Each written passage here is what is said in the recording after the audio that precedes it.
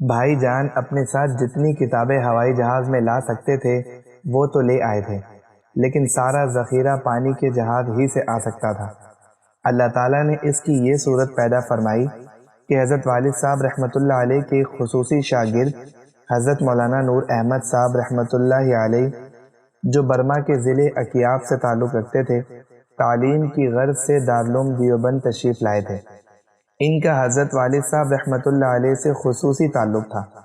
حضرت والد صاحب رحمۃ اللہ علیہ نے چونکہ پاکستان کی تحریک میں شمولیت اختیار کر لی تھی اور انہیں دارالعلوم میں رہتے ہوئے کسی سیاسی جدوجہد میں شریک ہونا منظور نہیں تھا، اس لیے وہ اپنے شیخ حضرت حکیم الامت تھانوی قدس سرہ کے ائمہ پر دارالعلوم دیوبند سے مستعفی ہو چکے تھے۔ حضرت مولانا نور احمد صاحب رحمۃ اللہ علیہ کو چونکہ حضرت والد صاحب رحمۃ اللہ علیہ سے خصوصی تعلق تھا، اس لیے وہ غالباً خارجی اوقات میں حضرت والد صاحب رحمۃ اللہ علیہ سے کچھ کتابیں بھی پڑھتے تھے اور بکثرت ان کی خدمت اور صحبت میں رہا کرتے تھے۔ وہ حضرت والد صاحب رحمۃ اللہ علیہ کے پاکستان چلے جانے سے بہت مغموم تھے اور خود بھی پاکستان آنا چاہتے تھے۔ اللہ تعالیٰ نے انہیں مہم جوئی اور محنت و مشقت کے کام نہایت پھرتی سے کرنے کا بڑا ذوق عطا فرمایا تھا۔ انہوں نے یہ کام اپنے ذمے لیا کہ وہ یہ کتابیں پانی کے جہاز سے پاکستان لے کر آئیں۔ چنانچہ ایسا ہی ہوا اور ان کے ذریعے یہ کتب خانہ کراچی منتقل ہو گیا۔ ان کے ساتھ حضرت والد صاحب رحمۃ اللہ علیہ نے اپنے بھانجے جناب فخر عالم صاحب مرحوم کو بھی جہاز سے بلوا لیا، جو والدین کی وفات کے بعد ہماری دادی صاحبہ مرحومہ کے زیر پرورش تھے، مگر ان کے پاکستان آنے کی وجہ سے دیوبند میں اپنی خالہ کے پاس رہ گئے تھے اور ان کی جدائی کی وجہ سے ہماری دادی صاحبہ بہت بے چین تھی۔ حضرت والد صاحب رحمۃ اللہ علیہ نے مناسب سمجھا کہ حضرت مولانا نور احمد صاحب رحمۃ اللہ علیہ کے ساتھ انہیں بھی بلوا لیں۔ چنانچہ وہ بھی بحری جہاز سے ان کے ساتھ آ گئے۔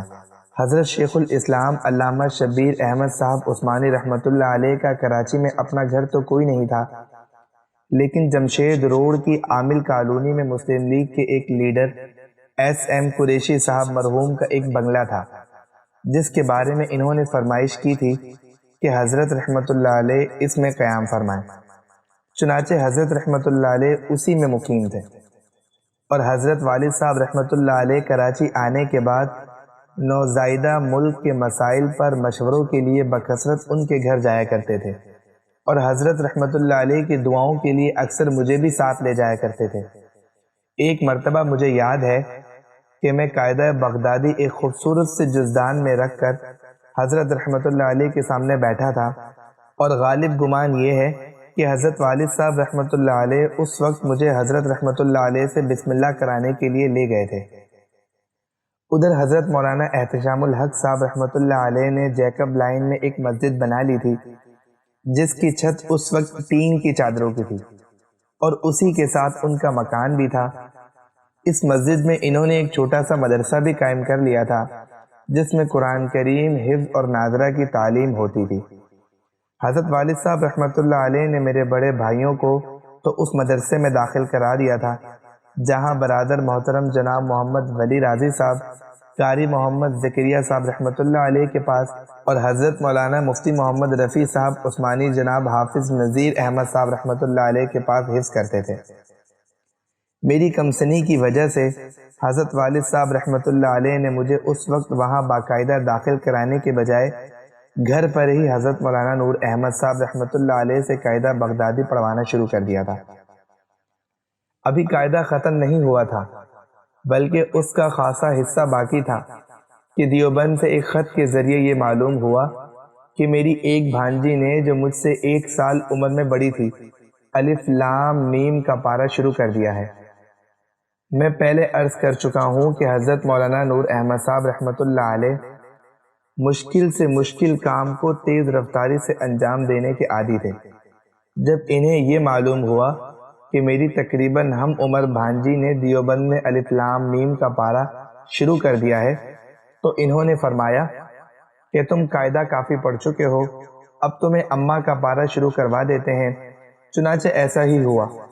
قاعدہ ختم کرنے سے پہلے ہی میں نے اماں کا پارہ شروع کر دیا۔ حضرت مولانا نور احمد صاحب رحمۃ اللہ علیہ اس طرح مجھے ناظرہ قرآن کریم پڑھاتے رہے یہاں تک کہ میرے 7 پارے مکمل ہو گئے۔